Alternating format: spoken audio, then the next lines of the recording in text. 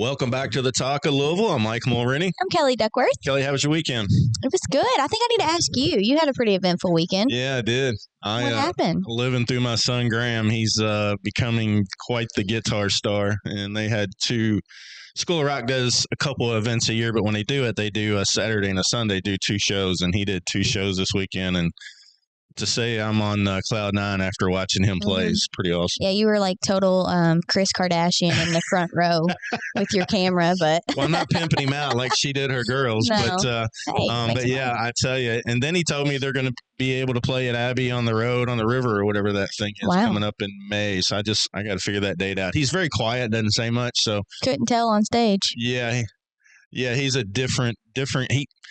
He says he's playing a character on stage because when he's not on stage, you don't get 2 words out of him. But when he's on stage, he's a total different personality. And I guess that's what people do. No, he's fun to watch. Yeah. I can't play any instruments. Well, so. you could. Sports wasn't his thing. And I tell everybody all the time, kids need different outlets. And a lot of kids, after watching him and some of his friends do music, they've kind of looking at that route. So No, it was awesome. I told him sports is great, but you can only play sports so long. And most people don't even play in high school. So people that were on the field in high school will come watch you on stage till you're 60. So And he'll be making money, hopefully. Yeah, for sure. That's what I told him. It can be a good little side gig. Yeah. Or you can turn it into a full-time if you're good enough. You know, a lot of these local bands play every weekend, sometimes 2 times on a weekend. Anyway, speaking of beds, did we talk about beds? I don't think so. Beds to Go, our sponsor today. There you go. They've partnered with us on quite a few initiatives we do. Shirley's Way Charitable Gaming does a lot in the community. We gave away probably over 100 beds last year to kids in school that sleep on the floor. Yes, that does exist. And I can't say the phrase I use because I upset another bed charity in Louisville the other day. So let's just say Beds to Go has partnered with Shirley's Way. They give us an at-cost price when we do things for kids. And we just bought a bunch of beds from some of the Dosker Manor people that they're moving out of that horrible building through LMPD. Beds to Go. And they actually sell furniture now. They've got recliners, and we just bought a recliner at my house. I needed a new one. But check out Jordan, Dennis, Beds to Go. They're an amazing community partner. Speaking of LMPD, we have Miss Ashley Rodman here. How are you doing? I'm good. How are you? Wow. What a story. A tragic story, and we'll talk a little bit about that. But the Nick Rodman Legacy Foundation, is that how you say it? Yes, it is Nick Such Rodman incredible Legacy things on his behalf. So Ashley is the wife of Nick Rodman, who was killed in a horrible accident. And would you want to talk a little bit about that and what happened with Nick? Yeah, I can. So Nick, in March 2017, he had actually just gone back to work from paternity leave. 8 years ago. It didn't seem like I know. We just had the 8-year anniversary of his death.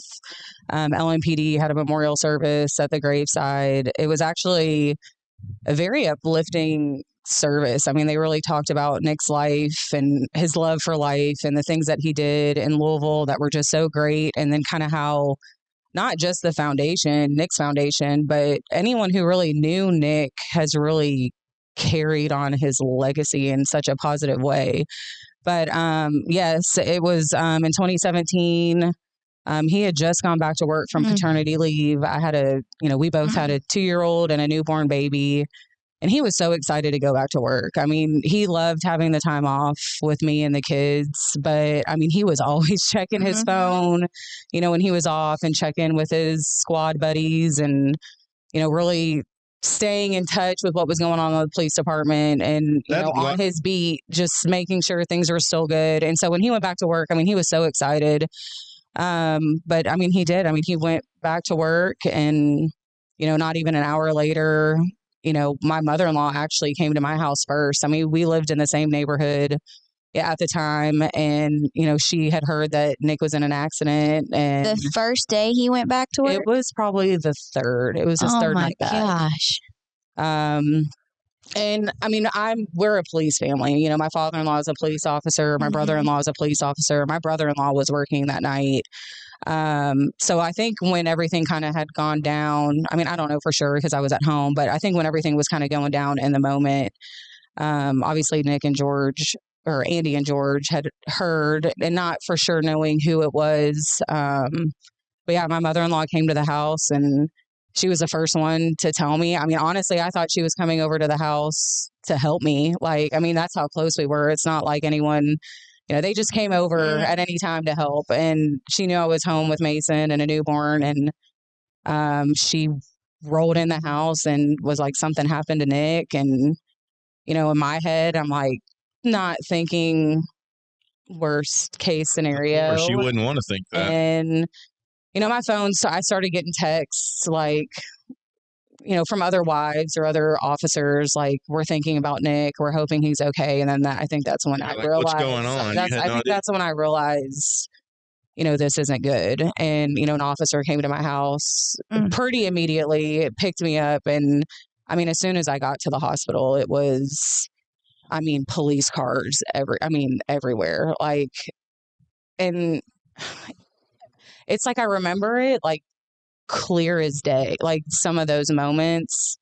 And then there's other things that I think I've tried to block out because it's like in order for me to keep going. Sure. Wasn't it a car wreck? Is that what it was? It was. I hate saying accident. I mean, maybe it was they were going after a suspect, and the suspect hit his car going at a very high rate of speed. Criminal accident, I guess you could say. Yeah, the guy who killed him, he is in jail. Good. I was wondering if he did. And that's, it's been 8 years, and I don't know if this time of year it's always going to feel like this. Like, it feels so much heavier towards the end of March. Like, really, as soon as March hits, it's just, there's this heaviness of like just reliving your last moments, with Nick. And it was, we were at a very good spot, a very happy.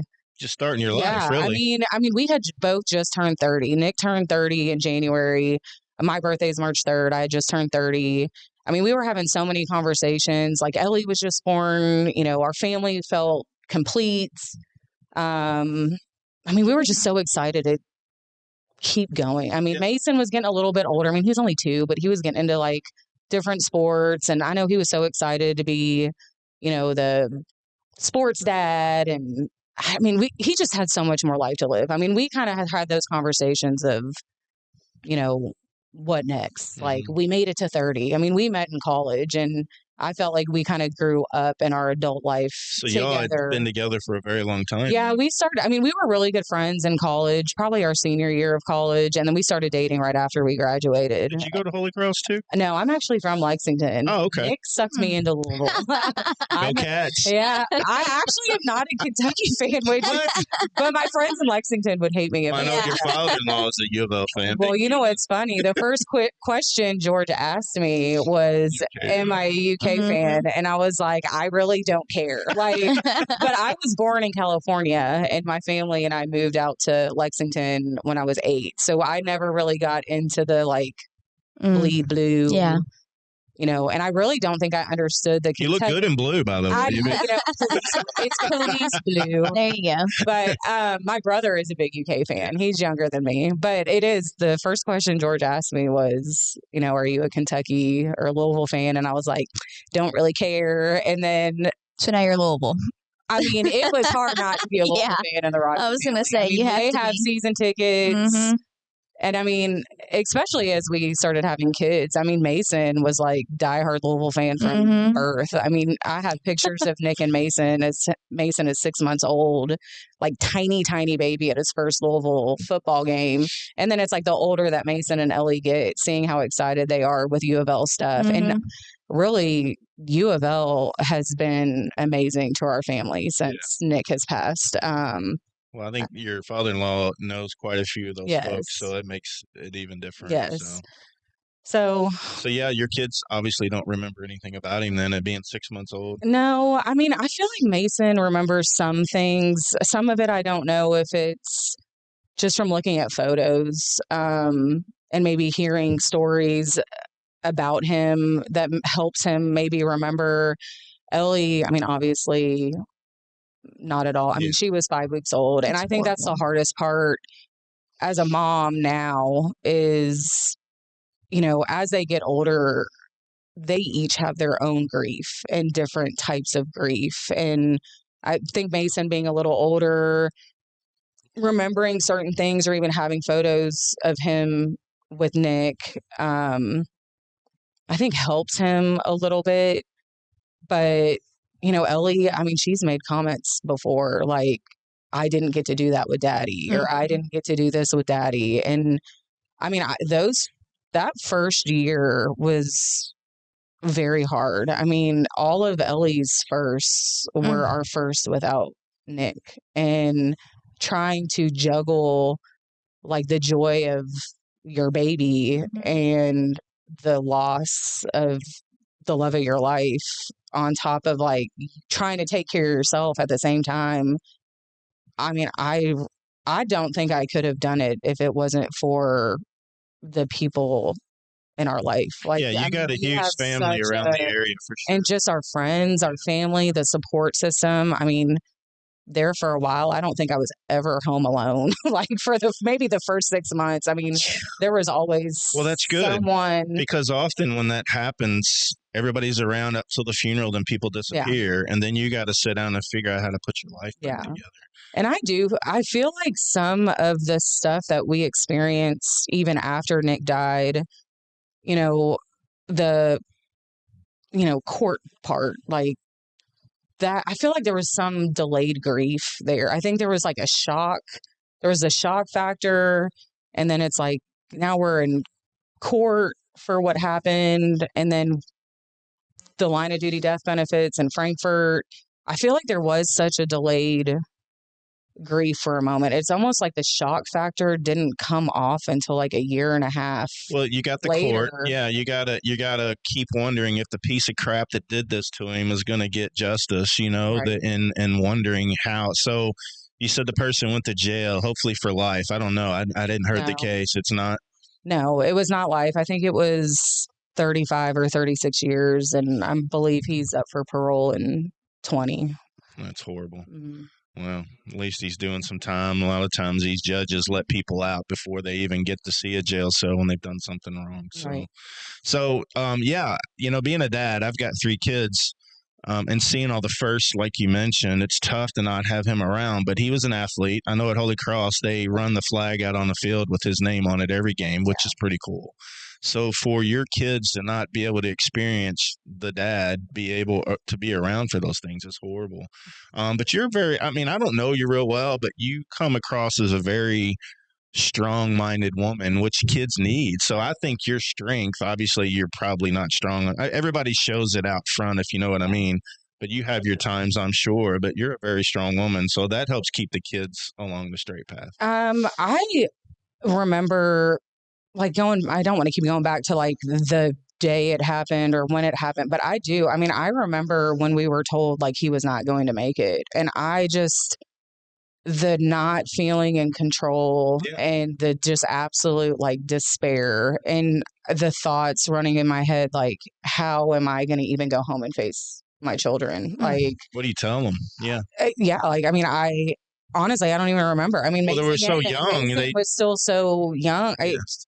Like watching him try to process and her try to process even a little later. I mean, there's really just no words. But I remember like making a promise like to Nick, like I was not going to let our family like fall apart. Yeah. Like he really worked so hard. I mean, he was like the joy. Like he really held our family together, not just me, Mason, and Ellie, but his parents and his brother and sister. I mean, he just had such a positive love. Like he was just so fun to be around. And I felt like he did everything he could to make sure that his family was okay. Not just me, Mason, and Ellie, but his mom, his dad, his brother, his sister. Like he really wanted everyone around him to be happy and living a happy life. And to me, I was like, I have to do everything that I can to make sure I keep that going, because what a disservice to Nick. And,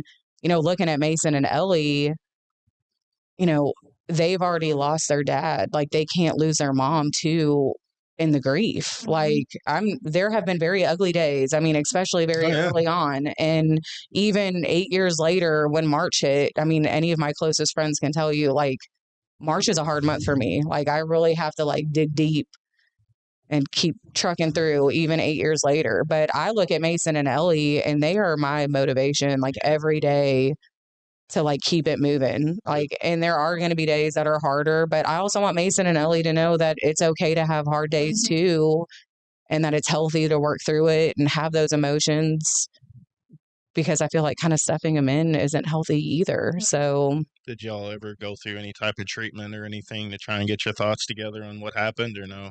Like therapy? Yeah. Oh, my therapist is on point. Answers that question. She does not get paid enough. I will tell you that.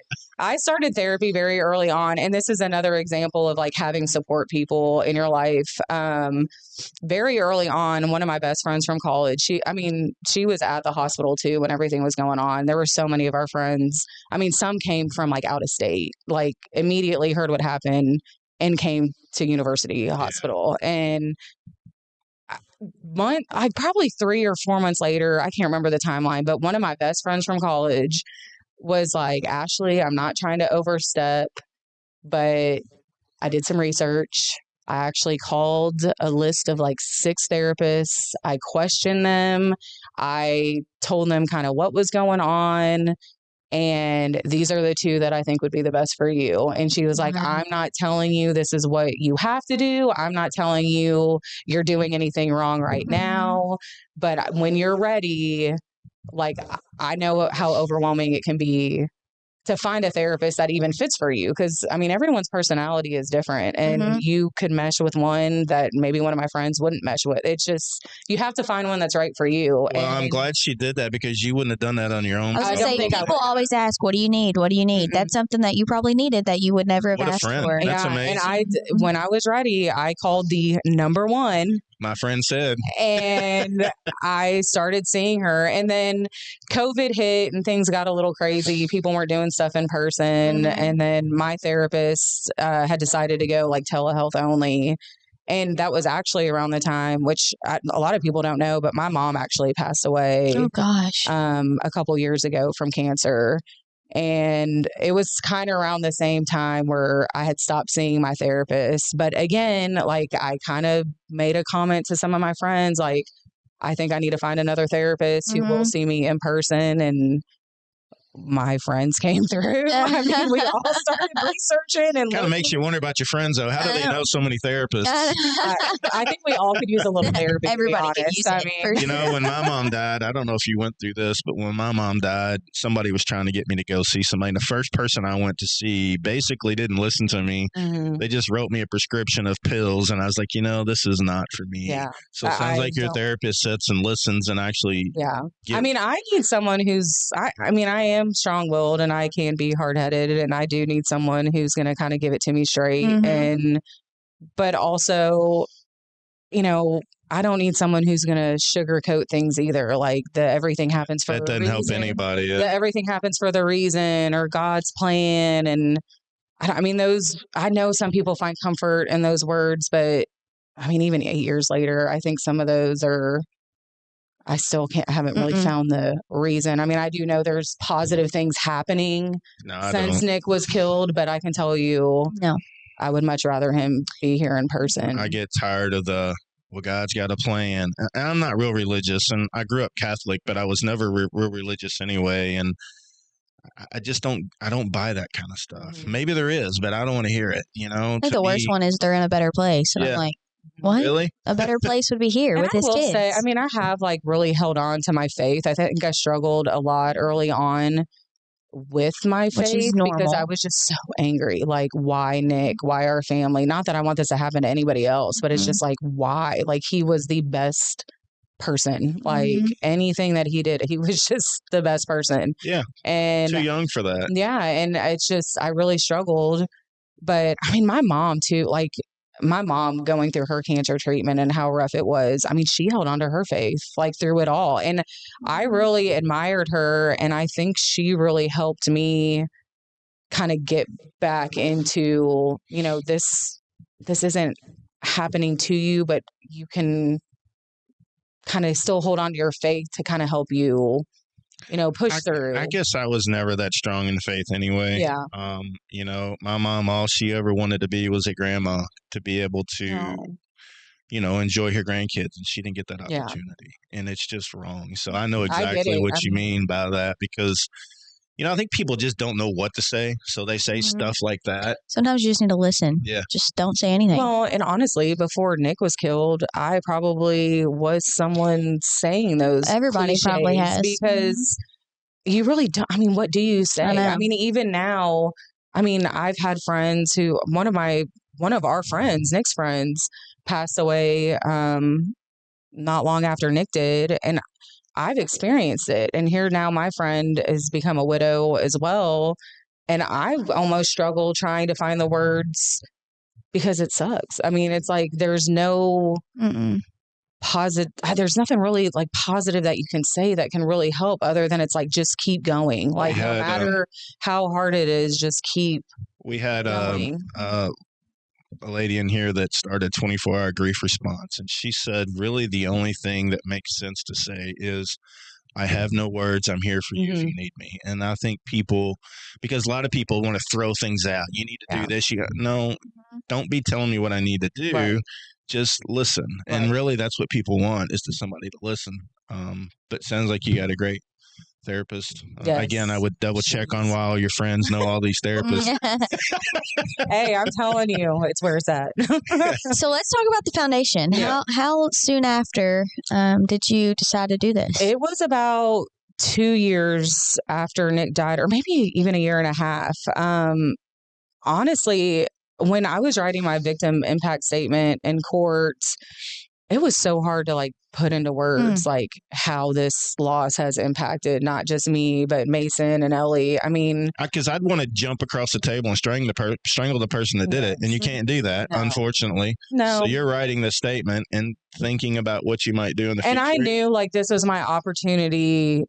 I mean, it was probably the first time that I was able to speak. I know it was in court, but I mean, I kind of stayed hidden for a while, and even after, it's still hard for me to, even doing this, I get nerves. Like, I bet. I'm a private person. This has kind of made me force myself to be more public. Sounds like something else. I know. And it's a very internal struggle. But when I wrote the victim impact statement, I mean, it was pages long. I mean, if you go back and even look at it, I mean, I probably rambled on for more than 10 minutes, but I realized like not only are like me, Mason, Ellie, our immediate family, like the community as a whole, like the loss of Nick was such an impact. I mean, so many people went above and beyond, like the community, businesses. I mean, there was fundraiser after fundraiser. Even while I was doing the victim impact statement, like a year and a half later, I mean, so many people were still wanting to do things for our family because they were affected by, Nick's death in some way and the impact it had on them. And it really made me realize like, and really we were getting a lot of stories after Nick died of ways that he was helping people. And I was like, we have to find a way to like keep helping people in honor of Nick. There are so many people reaching out, wanting to do things for our family. And like, we are technically like, okay, right now, like, how do we form something to where we can help other people in honor of Nick and kind of keep his legacy going? And honestly, I mean, I had this idea. I didn't know which route we were going or how we were going to do it, but I was like, I want to find a way to help people in honor of Nick. Like, so many people helped us in our time of need. Like, how do we return the favor and give back? And I said it out loud one time to one of Nick's buddies on the police department. He jumped right on board. He's our treasurer now, Drew Fox. And he had some connections with people who helped us kind of spearhead things business-wise. Yeah, because that part's not easy to figure out. No, I mean, I had no idea. I mean, I had the idea, but I was like, how do we do this? And been there, know what you mean. I'm so glad that we did this because it has also not given an opportunity just to like give back to the Louisville community. But I mean, we have our golf scramble coming up in June. It's one of our biggest events. And that day is such a mix of emotions because I mean, it's, it's sad why we have to do it. But then I look out at the golf course. Mm-hmm. I mean, it's one of our biggest events. We have 30 teams in the morning, 30 teams in the afternoon. Oh my gosh. It gets waitlisted. People who can't play still come out to hang out and have fun.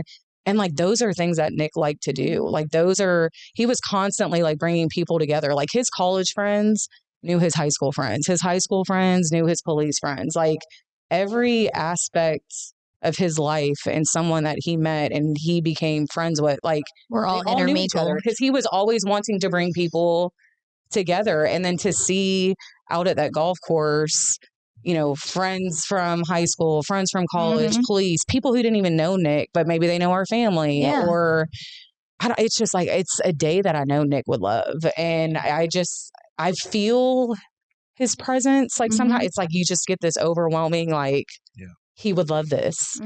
But then you have the mix of emotion of like, I wish he was here. But then if he was here, we wouldn't be doing this. So it's just such a...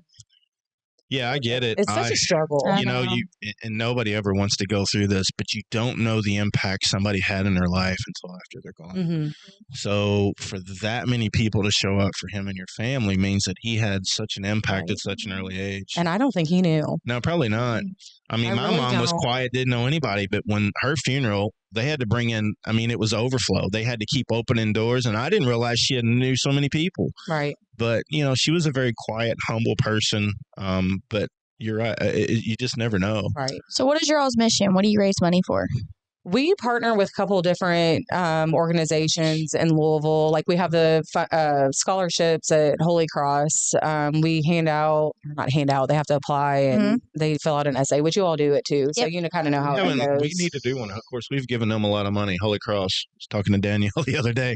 She told me, but we do one at Notre Dame. Actually, we just sent them off to the local private schools. Okay. Yes. Yeah. So we do a $1,000 renewable scholarship for all 4 years. We give it to 2 incoming freshmen. They fill out the application and send in references and fill out an essay. The Holy Cross is another South End community that has really taken me in. I mean, I know Nick went to Holy Cross and he graduated from there, but I'm not from here. And I would have known that. From the moment Nick passed, they really took me in as one of their own. It's a tight-knit group. It really is. So honestly, the scholarships was one of the first things that we did. Nick went to Holy Cross. His family worked their tails off to be able to have Nick go to Holy Cross. His brother also went to Holy Cross. It's expensive. And I do believe Nick had some scholarship to be able to help him go to school there, maybe through the FOP. I can't remember. But I remember thinking, this is something that we need to do. Because even though Mason and Ellie were only, 2 and a baby, we had those conversations, how like he really wanted our kids to go to a Catholic education, and how he loved his experience at Holy Cross, and he would love for the kids to be able to do that, at a younger age. And I just was like, this is something, that we need to do. So I'm very excited when we do the scholarship, because I think it's something Nick would love. And we really get to know the kids that way too. Do you look for kids that kind of like, what's the word I look for? Embody what Nick was? And there's a couple, yes. It really just depends. Honestly, the essay really, if your essay kind of gets you in the feels, it's kind of, it's kind of what we look towards. Everyone on our board looks through them, and we kind of have a process. I don't want to just like have them all scattered on the table and just be like, nope, you get it. We really put a lot of thought into who gets it. And then it's cool because Holy Cross does those, it's that Partners in Mission breakfast where we get to meet the kids and kind of I didn't get invited to that this year. What's up with that? I don't know. I know. Sorry. I didn't mean calling her out. But it was cool to kind of get to know the kids, and really the ones who are, when we first started this, some have already graduated. So to kind of see the kids grow from, their freshman year of high school to their senior year, and just kind of what they're into and sports. And Mason, we like going to the football games, and Mason likes playing baseball. So sometimes we'll go to the baseball games, and just kind of seeing the kids and Mason and Ellie knowing who they are. it's really cool. Yeah.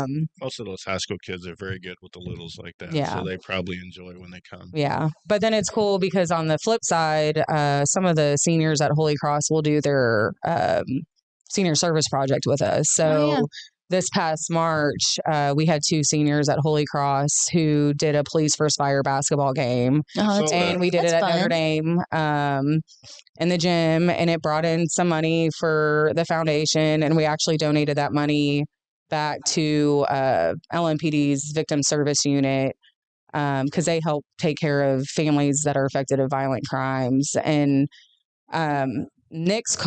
the call that Nick was on when he was killed, it was a domestic violence call. So we try to partner and do things like that because there's meaning there. I mean, an LMPD, I mean, we support them and, stuff like that. But it was really cool to see the seniors, want to put on an event. And it was a cool second or third year y'all done that, right? This is the second year that we've done it. There were 2 kids last year who started it, and it was really their idea. Like, it was Roland and Wes Myman. Yeah. Roland Royce and Wes Myman. Somebody knows everybody in town. But it was cool because, Wes has fire and Roland has police in his family. And then this year, the incoming seniors said they wanted to do it again. So hopefully that carries on. I think it will. I mean, even if the seniors decide that that's not what they want to do, it's such a cool community event. Again, I talked before how Nick loved bringing people together. It was such a cool event to see police, fire, and their families. And there was a lot of South End families that came. Yeah. Again, to come together to honor Nick and do good things.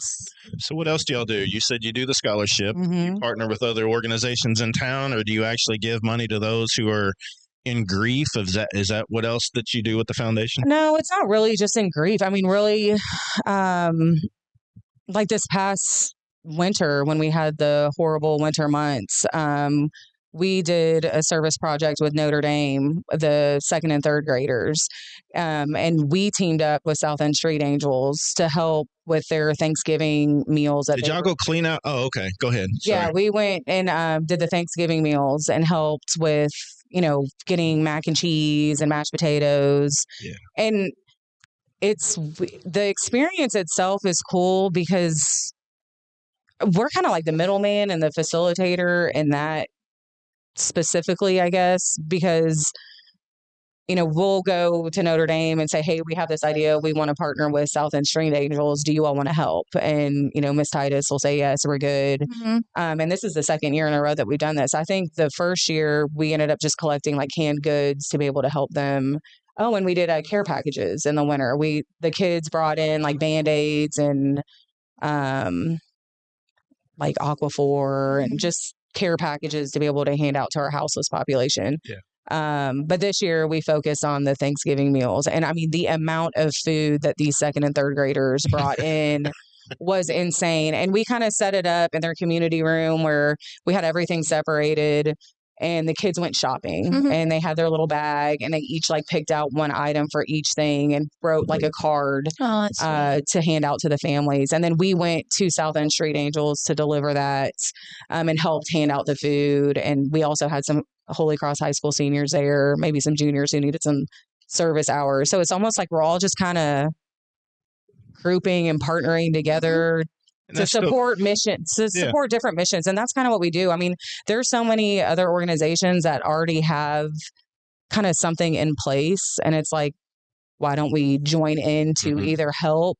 Like Christmas time, Drew Diener does Cram the Van, where they collect money for Wayside and St. Vincent de Paul, Salvation Army, Wesley House. I feel like there's another one that I'm forgetting, but for these organizations to go on a like shopping spree at Kohl's to get stuff for families and kids at Christmas time. And we started Nick and Ollie's Toy Chest, which honors Nick and our friend Paul Oliver, who also passed away. I mean, Paul passed away around Christmas time and he loved Christmas, and same with Nick. I mean, they were like kids at heart.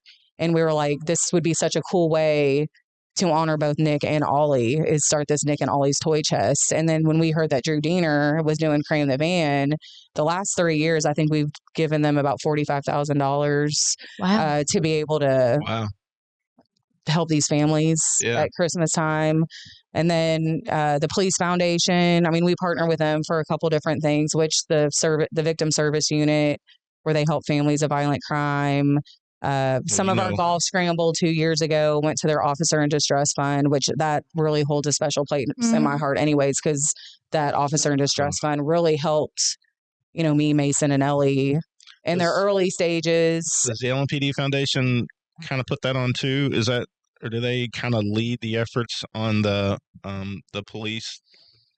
For help, the Officer in Distress Fund. Yeah. So the Louisville Metro Police Foundation has the Officer in Distress Fund. Yeah. Okay. And that helps officers who are going through hard times. Yeah. Because I know, Rebecca, but her story's horrible too. Mm-hmm. We need to get her in here one day. Honestly, Rebecca has been my saving grace. I mean, she is a getter.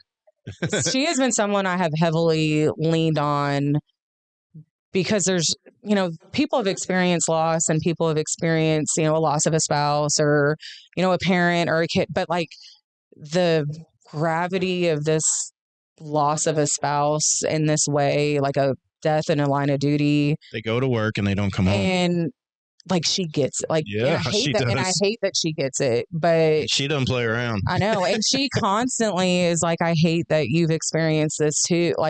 She hates it for me and our family. And, I've really leaned on her. And even with the foundation stuff, with Nick's foundation, even just kind of running things by her, because when I had this idea, I had an idea and I didn't really know where to go with it. So not only is everyone supporting our family, but having people to help us, keep the foundation going and helping us with these different events, and just having someone to have guidance to kind of pick their brain on how should we do certain things has been very helpful. Yeah, it's very difficult when you're starting something from scratch, especially like a foundation, because just because you think your heart and soul is in it, you think everybody else will, but it's still tough to get people to show up to donate for the cause and things like that. It's very difficult. For me personally, and we've talked about this with our board, when I had this idea, Mason and Ellie were still very small. They were very young kids. Now they're 10 and 8 years old, and they are as active as ever. Every weekend, I was just telling you all before this, Mason had baseball this past weekend, and Ellie had a track meet on Sunday. And it's each day I'm how are we going to get through each day? Because there's just so much going on. And then you have the foundation, and it's I feel like there's not enough time in the day. I don't want to miss Mason and Ellie's thing. So I'm very adamant on nothing is going to get in the way of Mason and Ellie's things. But in order for the nonprofit to grow and get bigger, it's you got to put your all into it. And it's hard. I totally get it. It's hard. It is hard. And I tell myself, I'm okay, Mason and Ellie will be older one day. Just kind of take the foundation in stride and, keep doing the golf scramble and keep partnering with other organizations and just keep getting Nick's name out there. And, it's the biggest part is just honoring his life and his legacy and people knowing who he is and doing good in honor of him. And it really is, it feels good for me, because I really don't know if I would have made it through in those earlier days if it wasn't for people helping us. So if we can return the favor and help someone through some of their hard day, that's really all I want out of the foundation. It's just to keep his legacy alive and keep doing good in honor of him. The one thing when we started Shirley's Way is I promised I would never miss anything that our kids did. Yeah. And we have 3 kids, and it's very difficult when they're so young, because they're in the middle of everything, and you want to be there, and you want to coach, you want to, but you're big enough now where I'd say you could probably find somebody that would actually run the golf scramble for you, and you could just show up and shake hands and kiss babies. I'm really bad at losing control. Yeah, I'm the same way. Yeah, I'm the same way. They're constantly let other people do this. And I'm but I can't. Like, I need to. I get it. Yeah, I totally get that. It's such a battle. So what else do you do? Y'all do golf scrambles? You got any other events coming up that people need to know about? What's the website so people can check it out? So the website is nickrodmanlegacyfoundation.com. You got a Facebook page, obviously. We have a Facebook page. We put a lot of our stuff on our Facebook page. Yeah, I feel like that's easier that way. Things out. We are like knee deep in golf scramble planning. We're still looking for sponsorships. The morning flight is full. We got, I think, a few spots left in the afternoon. What do you have sponsorship-wise available? We have the presenting sponsorship, which you guys did last year, which was super cool. It's $5,000. You're our presenting sponsor. Did we not do it again this year? I don't think we've discussed it yet. I mean, we can. Well, we're pretty easy to discuss. Should we have Mary cut on a $10,000 check today? Ooh, 10? Is that all right? Let's double down. How about that?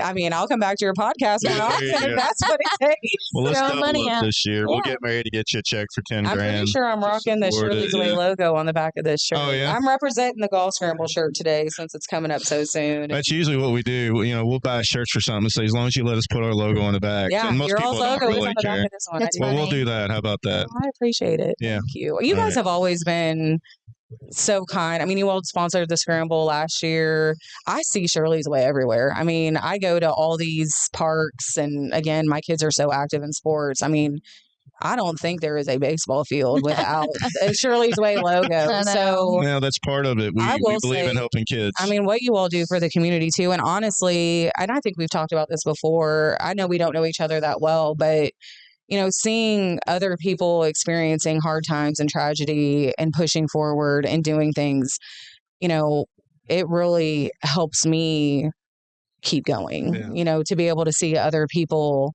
work through their grief and keep moving. And I mean, y'all are someone that I admire and I look up to. So I appreciate that. I appreciate you guys even having me out here and even letting me talk about Nick and our story and the nonprofit.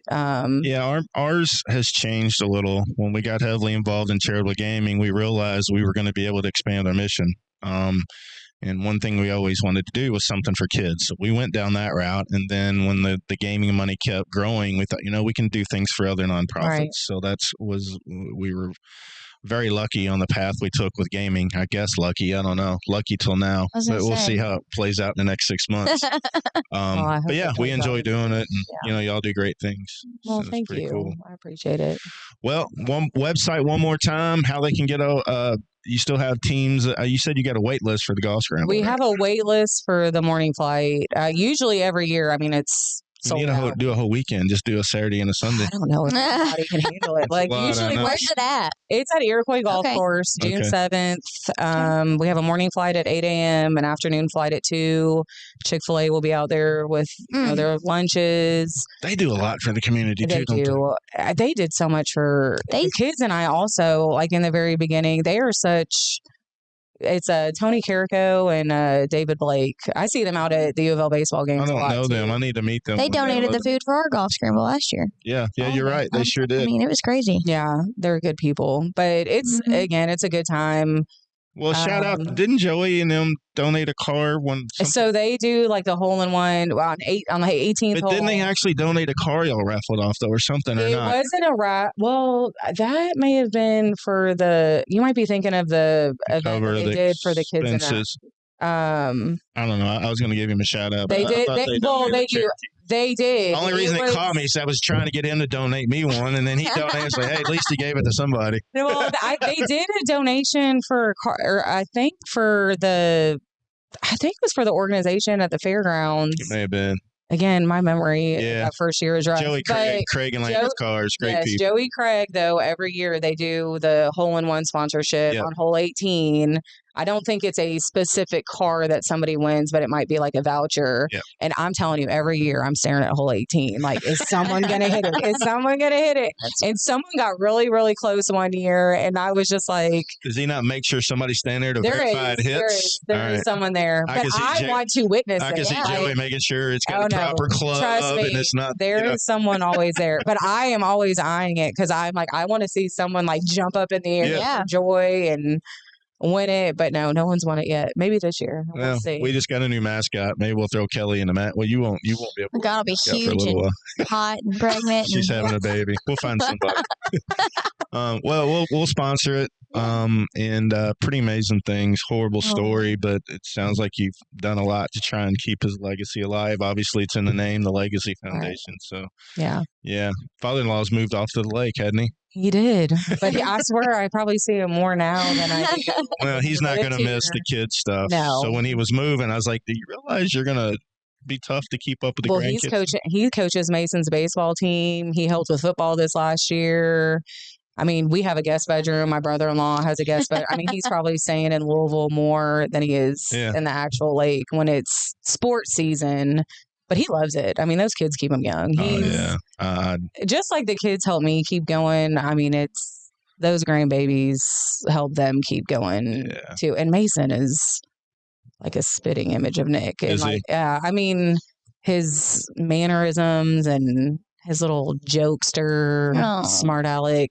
Isn't it crazy? And I'm like, I look at him sometimes and I'm like, you are your dad made over. Like, do you have any videos that he can watch of his dad just to see? Yeah. That's awesome. Yeah. Somebody said Graham walks just like me. I didn't realize I had a walk, but they said he walks. Well, our friends, they're constantly like laughing because I'm always the one that has like the phone out to take pictures or videos. And I'm like, when everything happened with Nick, I am so thankful that I had my phone out all those times. I know everyone's like, live in the moment, and you can still live in the moment and have your phone out and record those moments. But I am so glad I have those videos for Mason and Ellie to be able to look at what their dad did and the silly stuff their dad did and what we all did together. And the one thing I have with my mom, and it's sad, but it's a video of her sitting in a wheelchair in the kitchen talking one day right before she died. And, you know, back then there wasn't a lot of videos and stuff.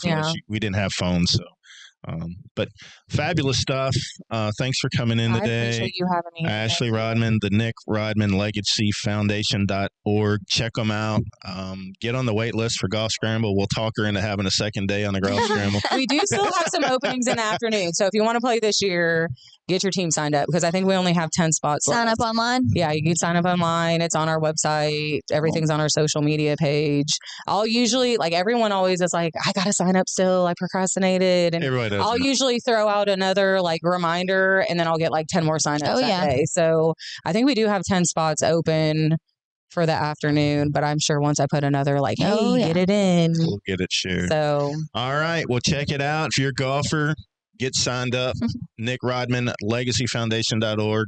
Play some golf for a great cause. And thanks for coming in today. Thank you. I appreciate it. Thank you. See you all.